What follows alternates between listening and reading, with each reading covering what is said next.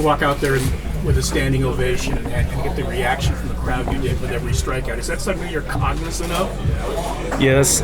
Yeah. You can. I mean, it reminds me of that was like the playoffs. It was that loud after every strikeout or every out. You know what I mean? And it's a good feeling. So hopefully, we can get some more of those feelings and that same feeling in the playoffs.